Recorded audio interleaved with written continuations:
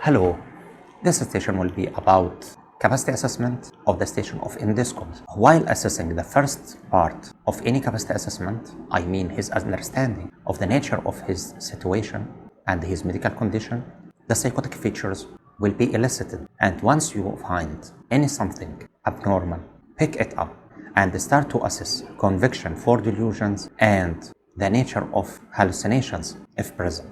And like any other station, depending on collecting information, you need to react to the information and the details provided by the patient, just to show care, attention, and curiosity to what he is telling, and try to collect the story he has as a complete and comprehensive one. I mean, if he told you that the secret agencies caused this problem to me in my stomach just to bring me here, you can ask him, oh, it must be difficult to you to experience something like this. But why do you think they are doing that? He will tell you some more details. And you can return again to ask him, but how did he realize that for first time? And by asking him this question, you can find out if this delusion is a systematized one, and also to elicit any other psychopathology related to it. And try to divide understanding of his condition in three main parts. The first part is to assess his understanding of his medical condition and its nature. The second part is to assess his understanding of the nature of the test, I mean endoscopy suggested for him by his medical team. And the third part, to assess his understanding regarding consequences of his medical condition if left untreated, and also consequences if he accepts to do the test. And be careful while empathizing with difficulties he is facing. Don't appear that you are agreeing him that the doctors here are not true doctors or they are against him.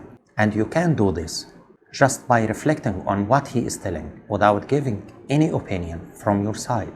And after checking other components of capacity assessment, I mean checking his ability to weigh pros and cons of taking the decision regarding the medical procedure suggested by treating team, and also his ability to retain information.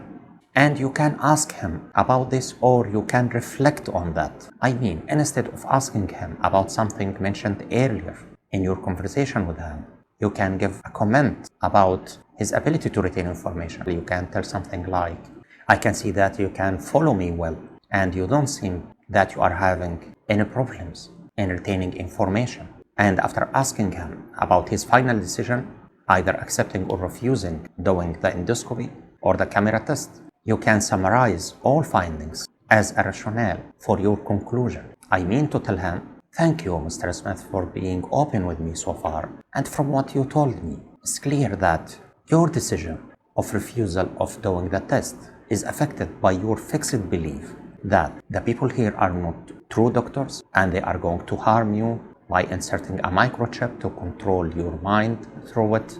And they are doing that with the league with secret agencies who brought you here to the hospital.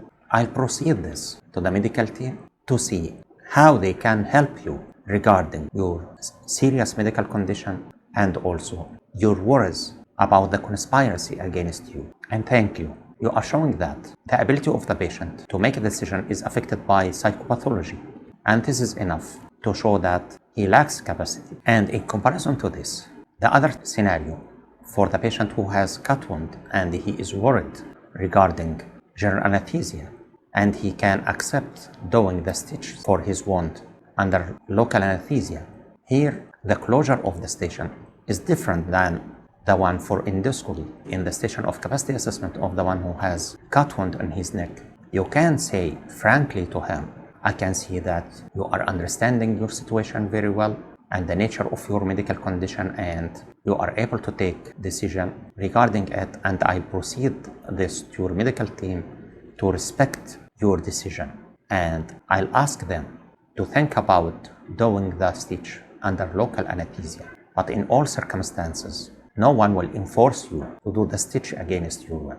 Just I tried to show the comparison between closure of the station of capacity assessment in the two occasions, if the patient lacks capacity or if he has capacity. But be open-minded. You cannot know if the patient has capacity or no before reaching the end of your assessment. And the only way to know that is to do risk assessment by yourself. And don't forget to express your conclusion and the results of your assessment at the end of the station. Because if you didn't do that, simply you are not doing the task needed from your side. And thank you.